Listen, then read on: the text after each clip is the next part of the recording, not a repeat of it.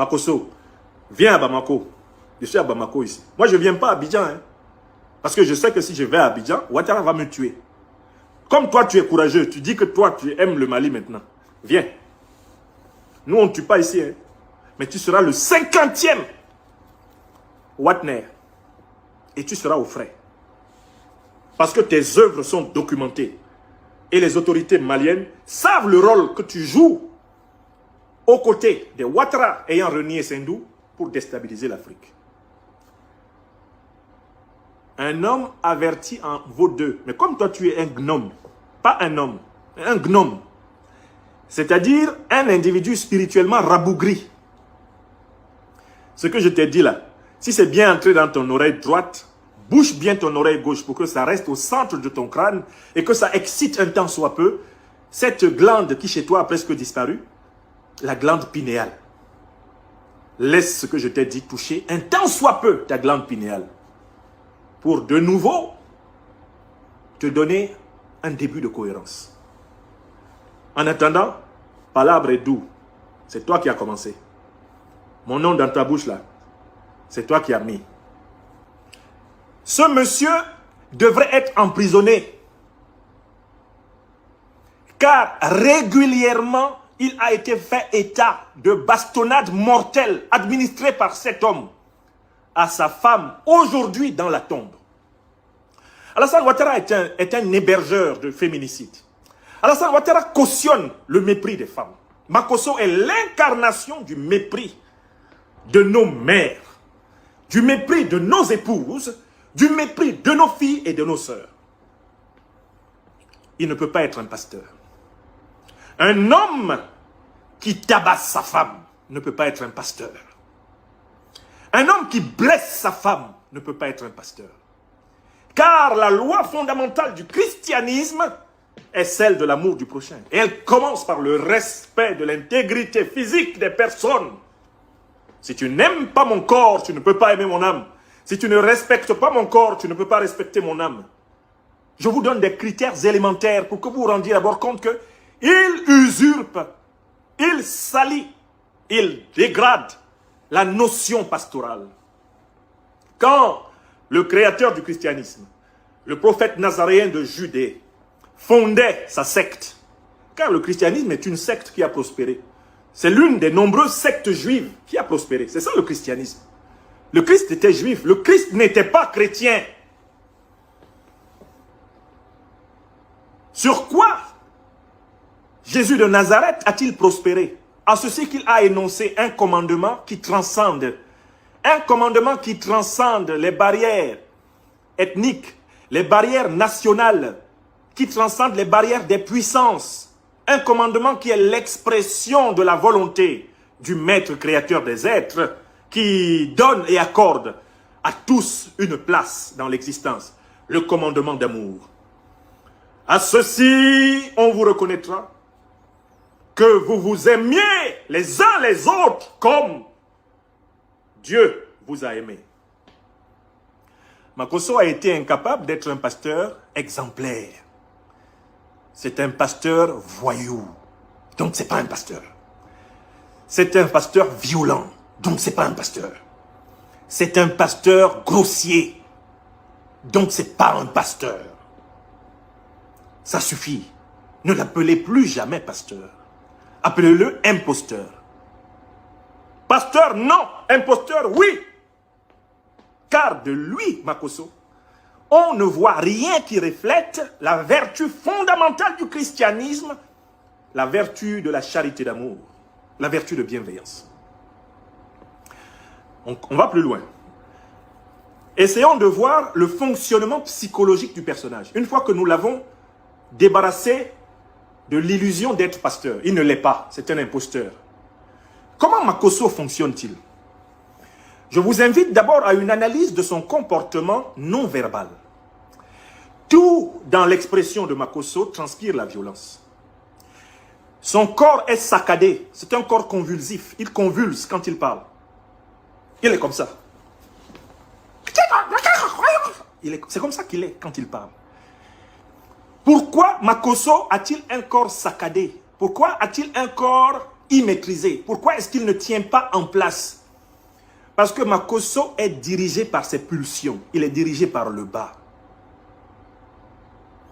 C'est par cette agitation convulsive de son corps que j'ai repéré la gravité de son traumatisme névrotique et psychotique. Et voilà pourquoi je ne lui ai jamais répondu. En fait, ce n'est pas à lui que je réponds. Je veux délivrer ceux qui se laissent charmer par ce personnage. Je n'ai jamais écouté une émission entière de ce monsieur. Je ne l'ai jamais écouté pendant une durée de plus d'1 minute. 1 minute me suffit pour savoir que j'ai affaire à un psychopathe et qu'il n'y a rien à espérer. Je n'ai jamais, même les émissions dans lesquelles on me dit qu'il a parlé de moi, je ne les ai pas écoutées du début à la fin. Tout ce que Makosso peut dire, il me suffit d'ouvrir sa vidéo. Même à n'importe quelle minute, même à la 50e minute, ça suffit. Je l'écoute 2 minutes. Et le diagnostic est toujours vrai.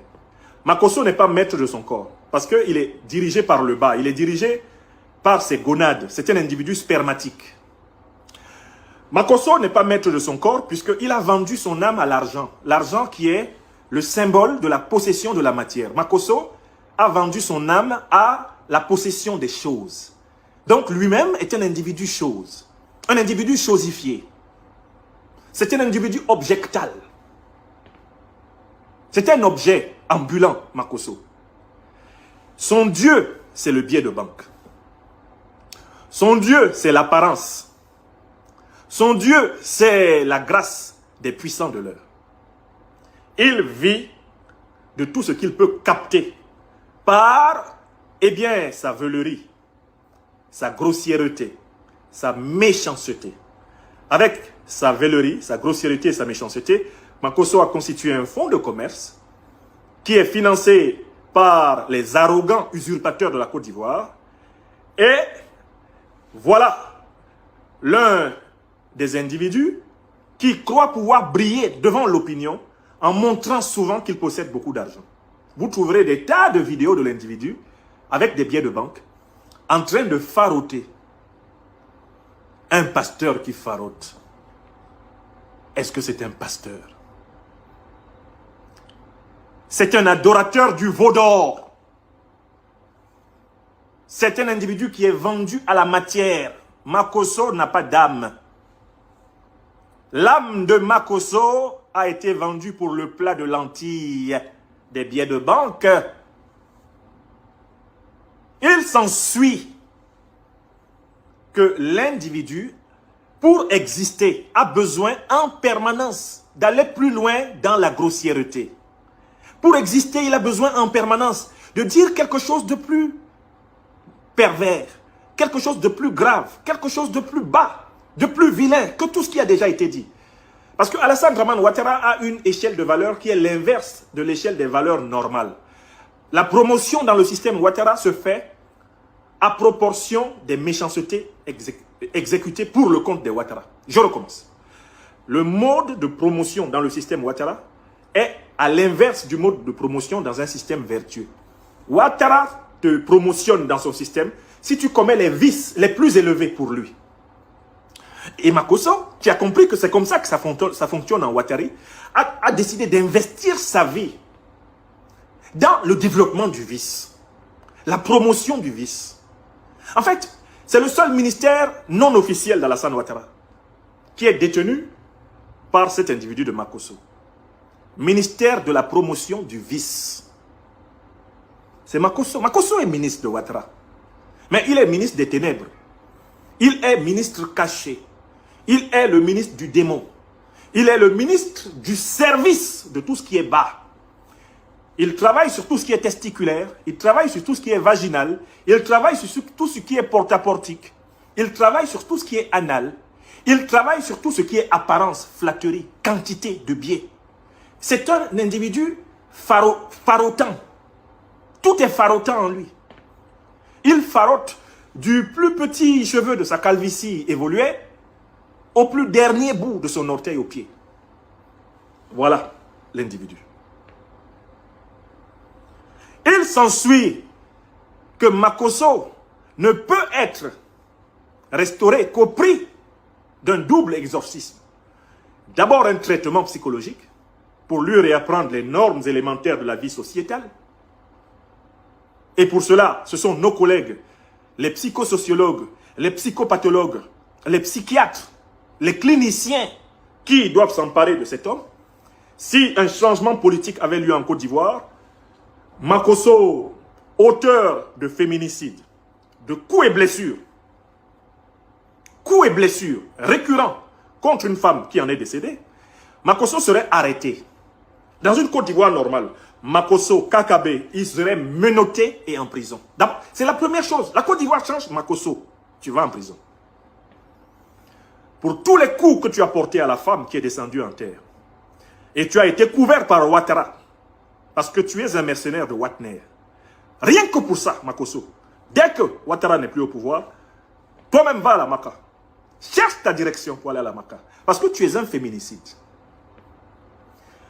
Plusieurs fois, tu as été pris dans des faits de brutalité sur ta femme. Et ta femme est une citoyenne. Quand la Côte d'Ivoire changera, Makosso, on te cherchera pour venger cette femme. Et te punir. Premier motif. Deuxième motif, Makosso est responsable du dévoiement psychologique de la jeunesse ivoirienne. Makosso est l'un des responsables de l'effondrement des valeurs civilisationnelles dans l'opinion de la jeunesse ivoirienne. Il faudra qu'il justifie de l'origine de ses revenus frauduleux. Il faudra qu'il dise d'où vient l'argent qu'il farote, quel travail il fait. Là en Côte d'Ivoire, pour faroter, avec des millions, des dizaines de millions, devant les caméras. Deuxième raison, Makosso doit être arrêté pour financement illicite, pour en réalité escroquerie.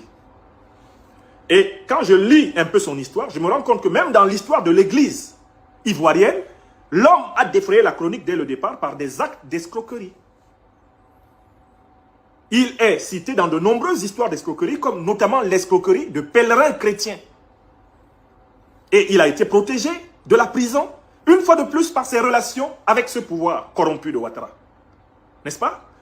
C'est ça, Makosso. Pour cette deuxième raison, Makosso, dès que la Côte d'Ivoire change, toi-même va vers la Maka. Il faut qu'on te trouve vers la Maka, quand la Côte d'Ivoire va changer. Toi-même, tu viens, tu te constitues, tu entres. Parce que si c'est la population qui te prend, on ne peut pas garantir ta sécurité. Wallahi billahi talahi, Makosso. Si c'est la population qui te prend, quand Ouattara ne sera plus président, quand Ouattara sera tombé, c'est pas bon. Mon conseil, dès que tu sais que Ouattara n'est plus président, Ouattara n'a plus la main sur la Côte d'Ivoire, cours à la Maka, constitue-toi prisonnier. Confie-toi au chef de prison. Tu dis non, j'ai commis des fautes, des crimes. Il faut arrêtez-moi, pardon. Trouvez la cellule la plus fermée, mettez-moi dedans. C'est un conseil. Troisième raison. Makosso veut entrer dans la bataille géopolitique. Makosso veut se présenter devant l'opinion malienne, devant les autorités maliennes, comme un nouvel ami, comme une nouvelle roue de secours. Bon, je ne doute pas du fait que les autorités maliennes aient tous les moyens de savoir qui est Makosso. Et si Makosso vient ici, il sera le 50e mercenaire de Watner. Il va rejoindre ses camarades au frais. Ça, c'est le premier point. Ça, il n'y a même pas de débat dessus. Si, comme on dit à Abidjan et les garçons, mais les lignes sont ouvertes, non? Les lignes fonctionnent toujours. À l'aéroport d'Abidjan, là, de Bamako, les avions qui viennent de Côte d'Ivoire sont toujours libres de venir. Même Air Ivoire peut desservir Bamako. Makosso, il faut monter. Il faut monter dans le prochain avion, venir à Bamako. Parce que ton dossier t'attend ici. Ce que je suis en train de dire sera documenté et mis à la disposition des autorités maliennes pour t'attendre dès l'aéroport. Parce que des amis de circonstance, le Mali n'en a pas besoin. L'Afrique n'en a pas besoin, Makosso. Les amis des jours heureux, on n'en a rien à foutre à Bamako. Et dans toute l'Afrique des libertés, on ne veut pas des amitiés de circonstance. Donc, déjà, les autorités maliennes savent que Makosso est un agent de la dictature de Ouattara qui participe à la déstabilisation du Mali. Donc, Makosso, si les garçons, voilà l'aéroport. Viens. Deuxième message à Makosso. J'ai connu autrefois, parce que le nom Makosso, voilà comment les gens gâtent le nom des gens. Il y a des Makosso qui sont sans doute de très bonnes personnes. Je suis désolé, mais je suis obligé de me souvenir de quelque chose qui m'a marqué et qui m'a toujours intrigué. Pour conclure ce propos. Quand j'étais à Poitiers, dans les années 2000, j'ai vécu à Poitiers, dans le centre-ouest de la France, entre l'an 2000 et l'an 2003. J'ai été vice-président de l'association des élèves et étudiants camerounais de Poitiers, ASECAM. J'ai été président d'une association, l'association des associations africaines de la ville de Poitiers, qui s'appelait le CAP, Comité d'action panafricaine. Ceci m'a permis de connaître la plupart des Africains de ma génération qui vivaient dans cette ville de Poitiers et aux alentours, dans le Poitou-Charentes. Je me souviens que l'un des drames qui m'a marqué dans cette communauté africaine, l'un des drames qui m'a le plus marqué, c'est le décès par suicide d'un jeune que nous appelions affectueusement G. Coco. On l'appelait G. Coco. Que Dieu accorde au voyage de son âme son pardon et qu'il lui accorde sa grâce. Je ne veux pas ici, de près ou de loin, entacher ou salir sa mémoire. Mais ce jeune, G. Coco, son nom, c'est Makosso. Il s'appelait Makosso Gérald. Et c'était un jeune extrêmement inspiré.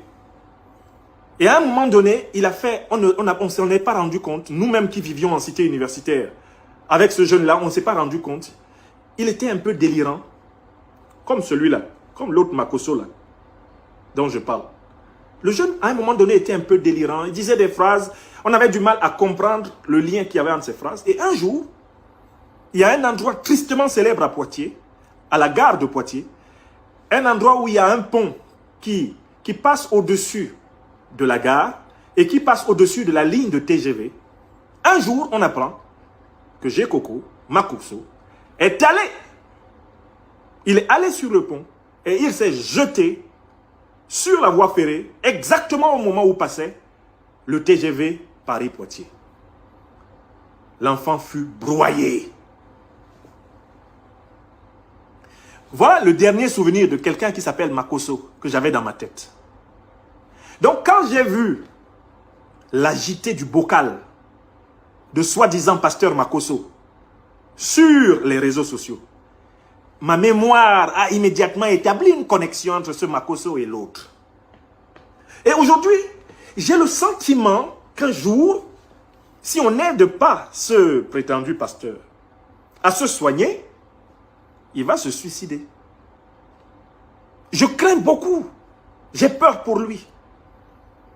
En plus, il est le seul parent qui reste à ses enfants, après avoir esquinté, par des violences répétées et médiatisées, son épouse. Il est le seul parent qui reste à ses enfants. Mais ce monsieur est en train d'aller de crescendo dans un delirium tremens qui pourrait s'achever comme celui de notre regretté jeune G. Coco, un autre Makosso, sur les rails à Poitiers. Dans la vie, quand tu as vécu deux événements où il y a deux choses qui se ressemblent, il faut te demander si il ne pourrait pas y avoir une synchronicité. Si tu n'as pas un renseignement qui t'est donné sur l'avenir à partir du passé. Le comportement de ce Makosso-là est un comportement d'un type suicidaire. Il avance en brûlant tous ses vaisseaux. Il avance en multipliant des ennemis contre lui dans tous les camps. Il avance en devenant le pire ennemi de lui-même. J'ai peur pour lui qu'il soit son propre bourreau. J'ai peur pour lui qu'un jour, pris dans son agitation pulsionnelle, sa confusion catégorielle, pris dans sa déréalisation, pris dans sa fantomalisation intérieure, j'ai peur que cet individu soit son propre poteau d'exécution. Et voilà pourquoi j'en appelle à tous ceux qui marchent avec lui. Soyez attentifs. Il est peut-être dans la phase délirante ultime. Soyez attentifs. Forcez-le à se soigner. Si vous l'aimez, forcez-le à se soigner. Parce que la phase d'après là, c'est qu'on va le trouver ayant lui-même interrompu ses jours tellement il sera dégoûté par sa propre vie. Parce que quand ta vie est dégoûtante là, tu continues. Mais à un moment, le dégoût que tu as produit dans ta vie se met face à toi sous la forme d'un démon qui te harcèle et qui te pousse à te détruire. Les choses dégoûtantes que l'on fait finissent tôt ou tard par fabriquer une ombre menaçante qui peut nous pousser à nous autodétruire. Voilà le mécanisme dans lequel se trouve ce Makosso. Et je voulais dire aux membres de sa famille, à ses derniers rares amis, je voulais leur dire de veiller sur lui. Voilà tout le mal que je lui souhaite. Mais je voulais lui dire, comme tu as pris mon nom et tu as mis dans ta bouche, écris mon petit nom dans ta tête. On m'appelle chef signé. Quand tu as cherché des palabres avec lui, n'oublie pas, lui il n'oublie jamais. Il ne t'oublie jamais et il ne te laissera qu'après t'avoir étalé. Je recommence. Écris bien mon nom dans ta tête. On m'appelle chef signé. Quand tu as cherché des palabres avec lui, tiens bon. Ouattara Draman, le Sindouman, il en sait quelque chose. Tiens bon, mon petit.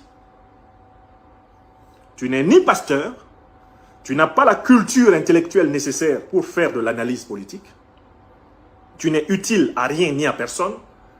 Tu es surtout et essentiellement un psychopathe qui mérite d'être soigné par les techniques cliniques et qui mérite d'être exorcisé pour être reconduit vers le Dieu d'amour auquel il a tourné le dos. Makosso, tu as tourné le dos au Dieu d'amour. Tu adores le Dieu de la matière. Tu adores le veau d'or. Tu adores l'anti-lumière. Tu adores le maître pervers des enfers. La vie nous est accordée pour découvrir la lumière de Dieu. La vie nous est accordée pour découvrir l'amour et pour le partager. Pour le temps qui te reste, Makosso, retourne-toi.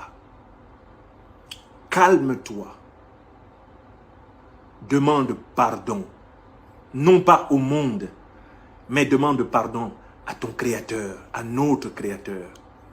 Et renonce aux œuvres grotesques, grossières, démoniaques dans lesquelles tu t'es investi. Renonce-y avant d'avoir définitivement perdu ton âme. Car la force de l'amour, qui est au fondement de la secte du naziréen qu'on appelle le christianisme, est une force universelle, capable de sauver toute âme, qui y adhère sincèrement. Toute âme qui obéit sincèrement à la mat, à la vérité justice, une telle âme peut être admise par la voie de la repentance, par la voie de la révolution spirituelle et morale personnelle dans les futures universités de la vie. Voilà le conseil que je voulais donner à ce monsieur en lui disant, si pour la lutte politique, c'est notre travail. Makosso, viens à Bamako. Je suis à Bamako ici. Moi, je ne viens pas à Abidjan. Hein, parce que je sais que si je vais à Abidjan, Ouattara va me tuer. Comme toi, tu es courageux. Tu dis que toi, tu aimes le Mali maintenant. Viens. Nous, on ne tue pas ici. Hein, mais tu seras le 50e Watner. Et tu seras au frais. Parce que tes œuvres sont documentées. Et les autorités maliennes savent le rôle que tu joues aux côtés des Ouattara ayant renié Sendou pour déstabiliser l'Afrique. Un homme averti en vaut deux. Mais comme toi tu es un gnome, pas un homme, un gnome, c'est-à-dire un individu spirituellement rabougri. Ce que je t'ai dit là, si c'est bien entré dans ton oreille droite, bouche bien ton oreille gauche pour que ça reste au centre de ton crâne et que ça excite un temps soit peu. cette glande qui chez toi a presque disparu, la glande pinéale.